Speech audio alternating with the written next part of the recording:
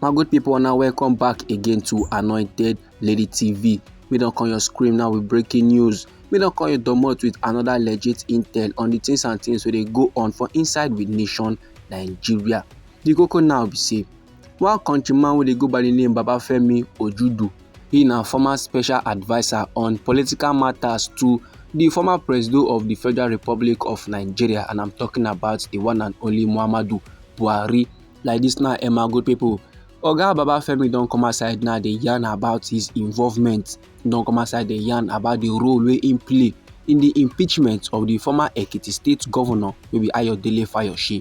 Now e go surprise the general public how far wey some kind men dey go travel just to see their fellow human being fall or go down.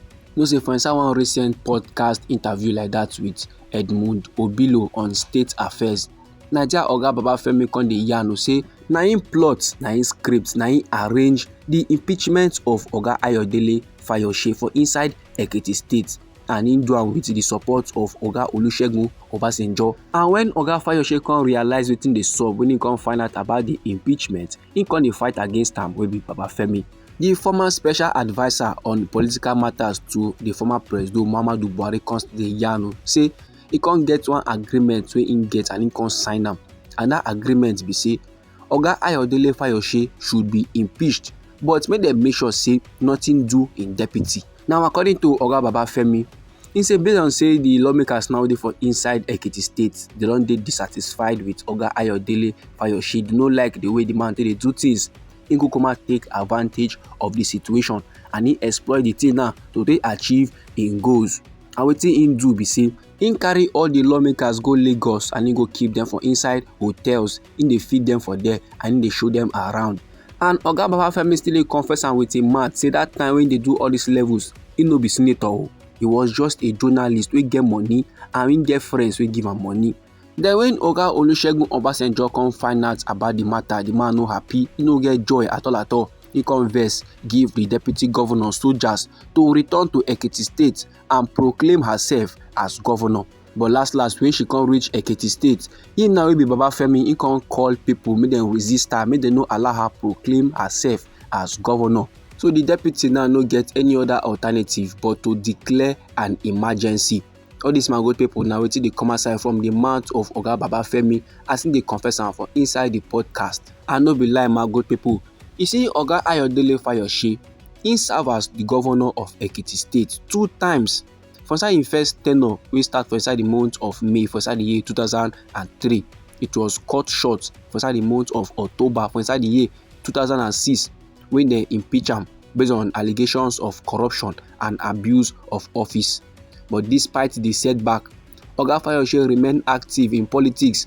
Then last for inside the year 2014, he can stage a dramatic comeback by running for governor again under the platform of the People's Democratic Party.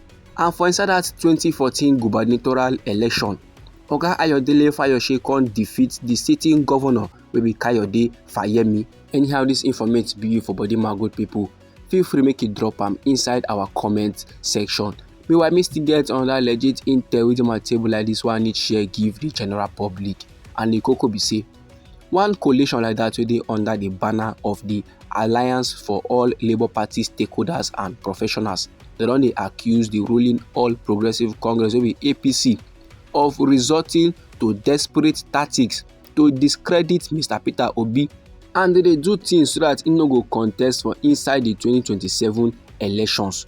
And my good people, we all know Mr. Peter Obi, na him be the Labour Party their 2023 presidential candidate. So for inside one statement like that wey dey issued by their convener, the coalition now come dey condemn the recent verbal attacks on Mr. Peter Obi, particularly by the All Progressive Congress, their national spokesperson wey be Mr. Felix Mokpa, during one interview wey he get with Tori people.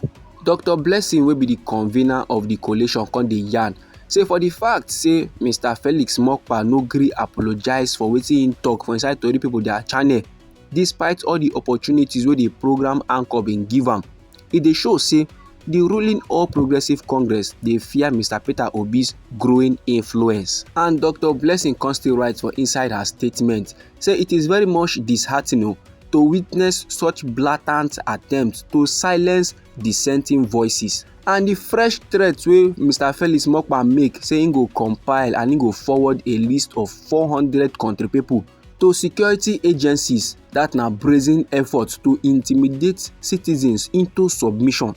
And dis na clear evidence, dis na sign say the government don dey fear already based on the things and things wey go down, based on every wey go happen for inside the year 2027 when election don reach. The convener of the coalition still dey yarn for inside im statement say country people are very much tired of the lies of the All Progressive Congress and they are very much tired of the APC, their propaganda.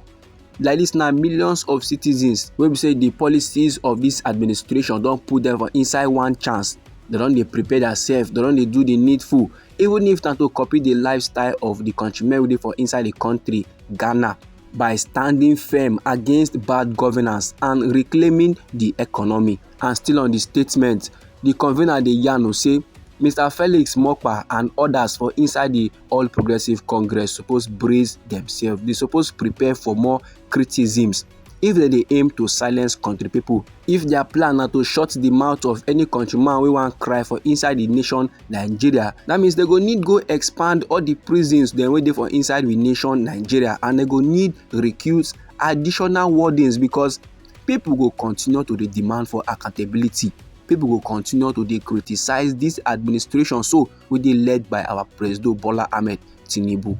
Then Dr. Blessing wey be the convener of the coalition come conclude by expressing her confidence in the ability of Mr. Peter Obi to lead this our green white green country wey be Nigeria so toward economic recovery. And she dey yarn say the coalition and millions of Nigerians they remain steadfast in supporting Mr. Peter Obi. Then after every the Labour Party coalition come dey call on the All Progressive Congress say make dem focus on governance instead of intimidation. Make dem address the pressing issues wey dey affect country people instead of attempting to undermine the opposition.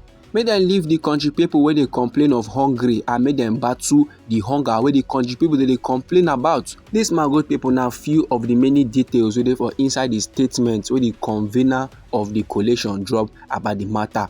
Anyhow the informate be for body my good people, feel free make it drop am inside our comment section. You know say na we be Anointed Lady TV and our hobby na to dey give on our legit intel on the things and things wey dey go on for inside we nation Nigeria.